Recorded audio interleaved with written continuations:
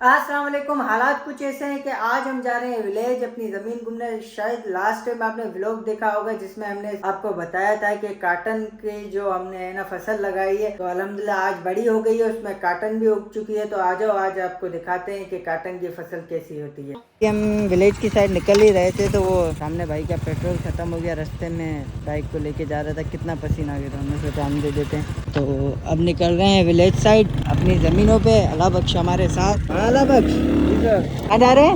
विंदर कराना बोला है, विंदर कराना तेरे को बोलते हैं टाइम पास करना।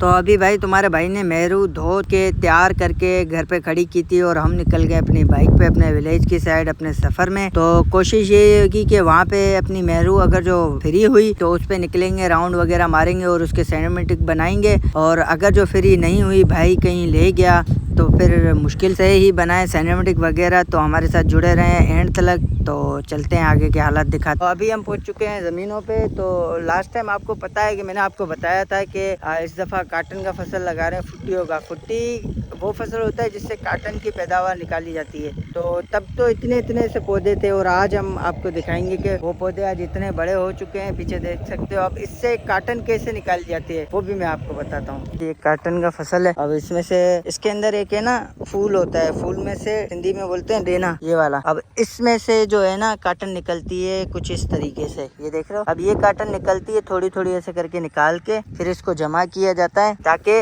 आपके कपड़े वगैरह और स्वेटर वगैरह जो भी है ना इसे बनाए जाते हैं। तो ये देख सकते हैं। अभी इसमें से काफी मतलब निकाल ली है, ये देख रहे हैं ना, ये खाली हो गए और ये अभी पक चुके हैं। ये भी थोड़ी गर्मी लगेगी, जैसे हवा बंद होगी, हवा बंद होने के बाद है ना ये भी है ना काटन निकालना स्टार्ट होंगे। पर आप सोच रहे होगे कि ये इन्होंने लगाया 2-3 मंथ में तैयार हो गया, अब इनको इतना फायदा हो रहा होगा। तो भाई अल्हम्दुलिल्लाह रोजी हर किसी के नसीब में होती है। बट एक बात ये कहना चाहूंगा कि इसके मसले भी बहुत ज्यादा होते हैं। जैसे एक मक्खी होती है, वो क्या करती है कि इनके जो ये है ना इनके जो पत्ते हैं ना उनको खराब करती है। पत्तों के साथ साथ ये देख सकते हैं आप, इसके जो ये है ना फूल, इसको भी खराब करती है। फिर क्या होता है कि ये काटन निकालने में बहुत लेट कर देता है और खराब हो जाता है। तो इस तरीके से काफी बीमारियां भी होती हैं, जैसे ये पत्ते खराब हो रहे हैं काफी सारे। तो ये इसी का ही मतलब इश्यू होता है। तो ये हर मतलब मंथ के 2 हफ्तों में है ना मतलब दवाई वगैरह इसको लगती रहती है। अगर जो वो ना लगे तो ये पत्ते वगैरह खराब हो सकते हैं और ये जो फूल है ना ये भी खराब होके गिर सकते हैं और नुकसान के चांसेस ज्यादा हो जाते हैं। ये इन सारे दरख्तों में से छोटे छोटे से फूल है ना ये इकट्ठे करके और ये टार्सन वगैरह या जितना भी मतलब मटेरियल निकलता है वो निकाल के फिर शेल ले आते हैं, फिर उधर जाके इसको सेल करते हैं। ठीक है, सामने है वो घास। अब आप सोच रहे होंगे कि जमीन में घास क्यों लगाया, वैसे इतना घास हो रहा है। तो ये वो वाला घास है जैसे आपकी बकरियां वगैरह भैंसे वगैरह जो खाती है ना, ये वो वाला घास है। अब इसका भी ये सीन होता है कि इसको भी 3-4 मंथ मतलब 1 महीना पहले लगाया, 3 मंथ 4 मंथ के बाद ये जब बड़ा हो जाता है, इतना बड़ा हो जाता है, तो फिर सिंधी में लाभ बोलते हैं। मतलब एक दफा इसकी कटाई होती है ना, जैसे ये कटाई हुई है, ये कटाई एक दफा मतलब सेल करोगे ना तो आप जो लेने वाला होता है ना तो उसको आप बोलोगे ना भाई 1 लाख दे रहे हैं, फिर उस हिसाब से आप उसको। अगर आप चैनल पे नए हो तो लाइक कमेंट शेयर लाजमी करें। अगर जो पुराने हैं तो भी हमारी वीडियो को लाइक कमेंट शेयर लाजमी करें और ज्यादा ज्यादा शेयर करें ताकि आपका भाई अच्छे अच्छे व्लॉग ला सके। और अगर जो वीडियो आपको पसंद आई है, हमारा व्लॉग पसंद आया है, तो लाजमी कमेंट में हमें बताएं। सेल करोगे तो वो क्या करेगा, इसको हाफ से है ना काट के और बकाया है ना छोड़ देगा। जो ऊपर वाला हिस्सा होगा वो ले जाएगा, फिर इसको खाद वगैरह पानी वगैरह जो दे के है ना फिर वापस ये उग जाता है, ऐसा हो जाता है। और आप सामने देख सकते हैं कि ये इसी में से जो ये नीचे काटे में अब वो हिस्सा रहा हुआ है वो निकाल के ले जाएंगे। और आज ताज़ा ताज़ा जो इन्होंने कटाई की है वो इस वाले हिस्से की है, ये देख सकते हैं। इसमें इतने पत्ते वगैरह आपको हरियाली नज़र नहीं आ रही होगी क्योंकि इसकी कटाई अभी हुई है। और ये जो है ये तकरीबन हफ्ता 1.5 हफ्ता पहले इसकी कटाई हो चुकी है, इस वजह से इसको खाद वगैरह दिए तो इसके पत्ते वगैरह वापस से हो गए। अब ये इसका लास्ट होता है, दूसरा जो होता है ना दूसरा लाभ वो लास्ट होता है। यहाँ इसको आप कटवाओगे, खत्म करवा दोगे। यहाँ कुछ लोग ऐसे करते हैं कि इसका जो है ना बड़ा करके जैसे इतने बड़े पौधे करके इसके घास के फिर इसमें से बीज निकालते हैं। अब मैं देखता हूँ कि अगर जो किसी के अंदर बीज लगा हुआ है तो मैं वो भी आपको दिखाता हूँ। फिर क्या होता है कि उस बीज को बाहर जाके सेल किया जाता है ताकि इसकी पैदावार और बढ़ती जाए। तो जरूरत तो वो बीज लेके और लगा दे। टन के बराबर में है गन्ने का फसल। अब गन्ने का फसल क्या होता है कि ये जो फसल होते हैं घास और और ये जो काटन वगैरह ये होते हैं 6 मंथ के। 6 मंथ के अंदर तैयार होके इसको निकाला जाता है। और जो गन्ना होता है वो पूरे साल के लिए होता है। अब ये साल में एक दफा निकलेगा और ये है कि 5 साल तक आप इसको निकाल सकते हैं। पर क्या है कि जैसे ये जितना पुराना होता जाता है इसका वजन कम होता जाता है, तो इस वजह से कुछ लोग क्या करते हैं कि 3 साल तक इसको निकालते हैं। उसके बाद है ना इसको जमीन को है ना खेड़ी करवा के, खेड़ी मतलब इसको साफ करवा देते हैं ना, ट्रैक्टर वगैरह से लगवा के, कीड़ वगैरह लगवा के उससे साफ करवा के फिर इसके अंदर दूसरा फसल या वापस से ही गन्ना लगा देते हैं। अब गन्ने का बीज कैसे होता है, जैसे गन्ना ये उगा हुआ है, इसी की टहनी उठाते हैं, उसको है ना छोटे छोटे मतलब 1-1 फुट के टुकड़े काट के और जमीन के अंदर ऐसे बिछाए जाते हैं। बिछाने के बाद फिर क्या होता है कि उसी से पौधा निकल जाता है और वही बीज होता है। अब बीज कई किस्म के होते हैं, जैसे ये सिंधी है और उस साइड पे जो लगा हुआ वो पंजाब की जो एक है ना बीज पैदावार है वो होता है। और इसके अंदर फर्क से भी आ जाता है, वजन का फर्क आ जाता है। किसी का वजन कम होता है, किसी का वजन ज्यादा होता है। लेकिन नॉर्मली लोग है ना गन्ने के अंदर है ना 4 से 5 बोरियां फिर मतलब मंथ के अंदर है ना एक जब पानी दिया जाता है ना एक दफा, तो उस टाइम पे 1 एकड़ को 5 से 6 बोरियां दी जाती है। काफी लोग 2 भी देते हैं जो मतलब कम देना चाहते हैं। और इसका ये होता है कि खाद जितनी ज्यादा इसको मिलेगी उतना ही ये अच्छा होगा और फिर इसकी जो पैदावार होती है उतनी ज्यादा बढ़ेगी। इस साइड पे आप ये देख रहे होंगे ये भी घास ही है जंतर। अब आप देख रहे होंगे कि इसकी हालत ऐसी क्यों है। तो कुछ लोग क्या करते हैं कि मतलब ये घास है ना, अब किसी को सेल कर दिया ना तो वो क्या करता है कि वो अपनी भैंसे वगैरह इसके अंदर ही छोड़ देते हैं। तो ये अल्लाह बख्श ने क्या किया कि अपनी जो भैंसे थी उनको ये ना ये चारा दे दिया। अब क्या हुआ है कि एक दफा ये भैंसे सारे खा के खत्म कर दिया। अब वापस से इसको पानी और खाद मिलाए तो ये वापस से हरे होने लगे। अगर जो आप पहले देखते तो उस साइड पे जो हमने देखी थी ना डंडियां, जैसे खाली खाली डंडियां हो, तो ये भी ऐसे ही हो गया था। पर क्या है कि अब है ना कुछ टाइम में इसको अगर जो पानी और खाद मिलाए ना तो ये वापस से हरा भरा हो गया। ये है हमारी बाइक जो हमें लेके आई है विलेज घुमाने और अपनी ज़मीनों पे। यहाँ का एक खास मज़ा ये है कि शाम के टाइम अगर जो आप निकलते हो यहाँ के बैठते हो ना तो सुकून वाली हवा और कोई शोर वगैरह नहीं और सुकून आप ले सकते हैं। यहाँ पे मज़े से बैठ सकते हैं। ये इसी के बराबर में ये जो है वाटर है। इसमें से क्या होता है कि अगर जो ज़मीनों के जैसे शाख का पानी आता है तो फिर इसमें से क्या होता है कि अपनी ज़मीन को पानी दिया जाता है। जैसे ये हिस्सा है यहाँ से पानी छोड़ा जाता है और पूरी ज़मीनों में है ना पानी है ना एंटर हो जाता है यहाँ से। इसके अपना काटन के फसल के बीच में ये घास ज़्यादा हो जाता है और ये घास क्या है कि इसको नुकसान दे रहा होता है। अब इसको 2-3 दफा दवाई दी, आप देख रहे होगे कि नीचे का घास है ना थोड़ा थोड़ा जलने लगा, खत्म होने लगा है। पर क्या है कि ये ऐसा होता है कि एक दफा आप दवाई लगाओगे कुछ टाइम के लिए जल जाएगा फिर हो जाता है। तो आपको हर मंथ के अंदर अंदर आपको इसको दवाई देनी पड़ती है जिसकी वजह से ये हरा भरा हो जाता है। या फिर तुमने क्या करना पड़ता है कि हारी क्या होता है वो गुड वगैरह सिंधी में बोलते हैं और उर्दू में शायद इसके मतलब खुदाई वगैरह थोड़ी थोड़ी सी, ताकि इसका घास खत्म हो जाए। ये देख सकते हैं। तो इससे क्या होता है कि घास भी खत्म हो जाता है और पौधे को ताकत मिल जाती है, जमीन खुल जाती है, हवा लगती है और उसकी जड़ जो होती है ताकत उठाती है, खाद भी अच्छे नमूने से इसको मिल जाती है। इसके अंदर लास्ट टाइम हमने 2 बीज लगाए थे,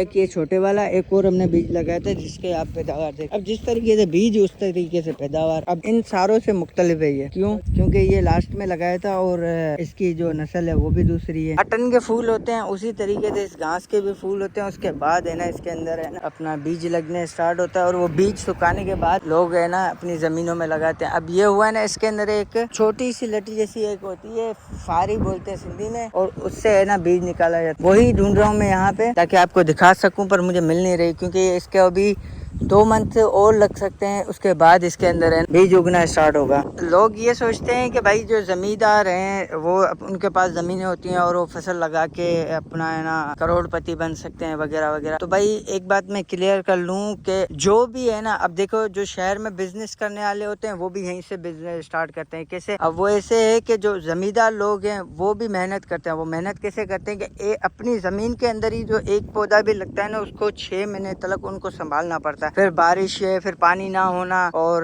खाद वगैरह का जो होता है सीन, ऐसे काफी जो है ना मरहले आते हैं उनके ऊपर और उनसे बचाने के बाद फिर है ना उनका पौधा ऐसे है ना फसल देने लगता है। फिर उसके बाद ही उनकी पैदावार निकलती है। अब आप सोच रहे होंगे कि शहर वाले इससे बिजनेस कैसे करते हैं, तो वो मैं अब आपको बताता चलूं कि शहर वाले क्या, अब ये जैसे ये अब इनके जैसे कि ये इसके काटन निकले, अब ये काटन कहाँ बिकने जाएगी? ये शहर में ही बिकने जाएगी। ये घास भी शहर में बिकने अब गांव में जैसे इनके पास सेल करने के बाद पैसे आते हैं, लाजमी बात नहीं होती कि है ना जमींदारी उठाता है, जिसका उसका हारी होता है ना, जैसे अलावा का हारी है, अब आधा उसका होता है, आधा है ना जो जमींदार होता है उसका होता है, क्योंकि दोनों मिलके मेहनत करते हैं। अब आधो आध उनका जो होता है, फिर खर्चा वगैरह निकाल के फिर जो बचत होती है ना उसके हारी को, जाहिर बात है उस बचत के पैसे लेके वो जाएगा शहर, अपने लिए शॉपिंग वगैरह करेगा। कोई मतलब उनका फंक्शन आ गया या उनका कोई मतलब जैसे अपने ईद वगैरह आती है, ईद पे भी कपड़े वगैरह चाहिए होते हैं हर किसी को, अपने बच्चों के लिए, अपने लिए, तो वो इन्हीं पैसों से शॉपिंग करने शहर जाते हैं और इसी से ही शहर का जो बिजनेस है रन होता है आगे। कैसे, अब वो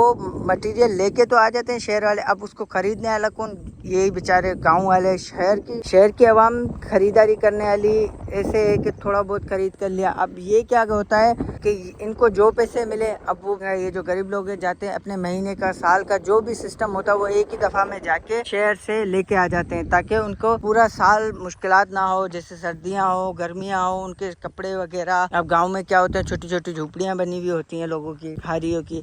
अब वो क्या करते हैं, उसके लिए लाजमी बात है उनको पन्नी वगैरह ये वो लेनी पड़ती है, ताकि ज्यादा बारिश हो, उनके घरों में पानी ना आ सके, वो पन्नी लगी हुई होगी वो उसको बचाएगी। ऐसे काफी चीजें होती है, जैसे सोलर प्लेट होगी, लाइट वगैरह ना आए 2-3 दिन, तो सोलर प्लेट से क्या है कि वो थोड़ा बहुत रोशनी तो कर सके। तो इसी से बिजनेस शहर का भी चलता है। तो बोला कि जमींदार फसल लगाता है और उसको भी काफी मुश्किलातों से गुजरना पड़ता है। अब आप देख सकते हैं ये बीच वाला जो पौधा है ये किसी ना किसी वजह से जल चुका है, और इसमें आप देख रहे होंगे कि काफी कम जगह पे पौधे हैं, उसके अंदर माशाल्लाह अच्छे तरीके से लगे हुए हैं। इसके अंदर अब यही होता है कि पानी, खाद या जमीन की वजह से इसके अंदर पैदावार कम होती है। अब ये भी नुकसान किसके ऊपर आता है, जमींदार के ऊपर। तो जमींदार इन्हीं मुश्किलातों से निकल के फिर उनको जो कुछ फसल जो अच्छा होके निकलता है, फिर उसी से वो अपने साल की शुरुआत करते हैं। आप अपना ये गुमान निकाल दें कि जमींदार अपनी जमीनों में फसल लगा के और एकदम से करोड़पति हो जाते, भाई उनको भी बड़ी मेहनत करनी पड़ती है, वो भी मेहनत करते हैं तभी उनको कुछ पैसे मिलते हैं, और जिससे वो अपने आप को आगे बढ़ा सकते हैं। और ऐसा नहीं है कि बस फसल लगा दिया और हो गया, इसके लिए भी बड़े पापड़ बेलने पड़ते हैं भाई। अब इसके अंदर हर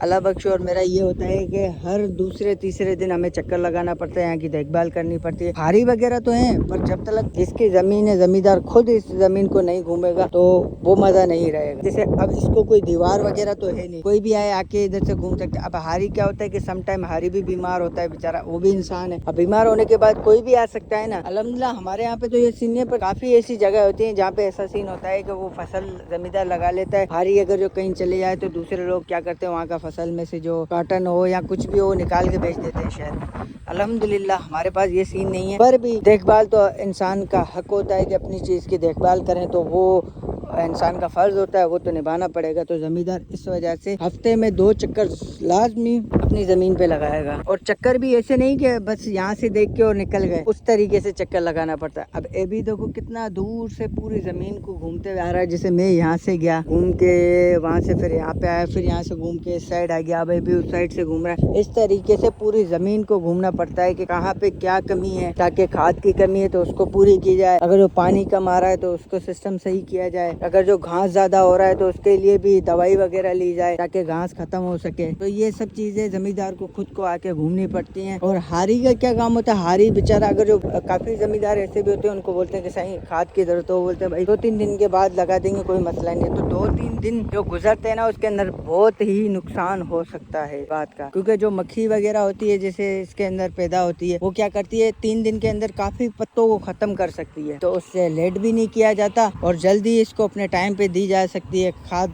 तभी फसल अच्छा होगा। तो अभी जमीन पे थे, जमीन की काटन के फसल के बारे में भी बता दिया मैंने, घास के बारे में भी बता दिया और गन्ने के बारे में भी बता दिया। तो अभी कोशिश ये होगी कि हम बगीचे पे जाएं, वहाँ के जो हालात होंगे वो भी आपको दिखाएं। कोशिश यही होगी हमारी, अगर जो हम वहाँ गए तो वहाँ के हालात आपको दिखाएंगे, वरना हम निकलेंगे वापस मिपुकास, फिर वहाँ के हालात दिखाएंगे। और कल भी लोग इसलिए नहीं आ सका क्योंकि तुम्हारे भाई की आवाज़ भी थोड़ी भारी भारी लग रही होगी, क्योंकि मुझे थोड़ा जुकाम वगैरह और सुस्ती वगैरह हो रही है, इस वजह से आपका भाई 1-2 दिन से व्लॉग नहीं बना पाया। पर कोशिश यही होगी कि हर हाल में आपको हर जगह घुमाएंगे, और कोशिश यही होगी कि हम तकरीबन अपना डेली व्लॉग बना सकें। पर ऐसा कोई मसला आ जाता है तो माजरत, बीमारी में तो व्लॉग वगैरह नहीं बना सकते क्योंकि हालत बहुत बुरी होती है। अभी भी तकरीबन हालत मेरी ख़राब है, फिर भी आपको घुमाने अपना विलेज आ गया। तो हालात कुछ ऐसे हैं कि अपनी महरू भी फ्री नहीं थी और तुम्हारे भाई की हो गई तबीयत डाउन, तो वहाँ से डायरेक्ट निकले और घर आ गया। अभी 2 टेबलेट खाऊंगा, बुखार भी हो रहा है और जुकाम सा हो रहा है सीन, हालत भी खराब हो रही है, आपको लग रहा ही होगा आवाज भारी भारी हो गया। तो मिलते हैं नेक्स्ट व्लॉग में, तब तक के लिए अल्लाह हाफिज।